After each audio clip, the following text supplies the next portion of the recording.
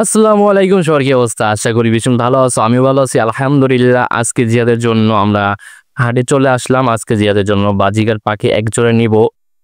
এখন বাজারে ঢুকবো আমরা। শুরুতে এখানে কিছু কোয়েল পাখি দেখলাম এবং ছোট ছোট মুরগির বাচ্চা দেখলাম। পাশে কবুতর দেখতেছে, অনেক সুন্দর সুন্দর জালালি কবুতর।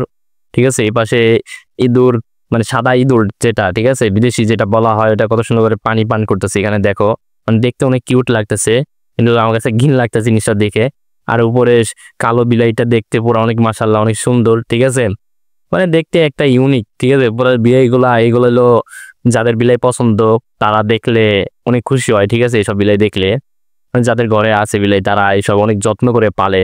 মানে মানুষে এত টাকা নষ্ট করে না যত টাকা তারা বিলাইয়ের পিছে নষ্ট করে। ঠিক আছে, যাই হোক, এখন আমরা এখানে একটি খাঁচা দেখতেছি জিয়াদের জন্য, মানে জিয়াদের পাখির জন্য। কিন্তু খাঁচাগুলো এখানে দাম চাইতেছে অনেক বেশি, তাই খাঁচাটা না কিনে আমরা হাটের ভিতরে মেন পয়েন্টে চলে গেলাম, যেখানে অনেক রকম বিভিন্ন রকমের পাখি বেচা কিনা হয় এবং বাচ্চা বেচা কিনা হয় এবং অনেক বড় বড় পাখি এখানে বিক্রি করা হয়। তো সবচেয়ে একটা জিনিস খারাপ লাগে, যেটা হলো বা এখানে আমাদের বাংলাদেশের যে সবুজ টিয়া পাখিটা আছে ওইগুলো এখানে বিক্রি করা হয়। এটা কিন্তু বেআইনি, এটা কেউ করবা না। সবার কাছে একটা অনুরোধ থাকলো, এটা যেখানে দেখবা প্রতিবাদ করবা। ঠিক আছে, কিন্তু আমি এখানে প্রতিবাদ করতে পারি না, এটার জন্য আমার অনেক খারাপ লাগছে। কারণ এখানে বড় বড় ভাইয়েরা তারা নিয়ে আসছে, তাদের সাথে কথা বলে এখানে ঝামেলা হবে। ঠিক আছে, তাই আমরা তাদের মতো এখানে ছেড়ে দিয়ে আমরা আরো ভিতরে চলে যাই, যেখানে আরো পাখি আছে, কবুতর আছে এবং বিভিন্ন ধরনের মুরগি আছে এবং হাঁস আছে। বিভিন্ন ধরনের পশু পাখি আমাদের এই টঙ্গী হাটে উঠে থাকে প্রতি রবিবার। আমরা আরো ভিতরে গেলাম এখানে। এবং আরেকটা কথা বলি, প্রতি রবিবারের তুলনায় আজকে পাখিগুলো অনেক বেশি উঠছে, মানে হাটে পাখি তুলনামূলক অনেক বেশি। ঠিক আছে, এবং এখানে দেশি মুরগি দেখতে পাচ্ছ, সব দেশি মুরগি এগুলা, সব বড় বড় মুরগি। এবং এই পাশে কবুতর বিক্রি করতেছে, ছোট ছোট বাচ্চা কবুতরের। ঠিক আছে, বড় আছে এখানে এবং এ পাশে মুরগি আছে। এবং আরেকটা জিনিস দেখে আমার সবচেয়ে ভালো লাগছে, সেটা হলো এই হাঁসগুলো। ঠিক আছে, রাজহাঁস আছে এবং এগুলো হলো ব্লেজিং হাঁস নাকি এরকম একটা নাম আছে। ঠিক আছে, আর এখানে পাখিটা দেখতেছে অনেক কিউট, যেটা আমার হাতের উপরে কত সুন্দর করে খেলা করতেছে, মানে আমার হাত চুক হইতেছেন। আর আরেকটা দেখো আসতে চেষ্টা করতেছে, পরে সুন্দরভাবে ওদেরকে রেখে দিলাম।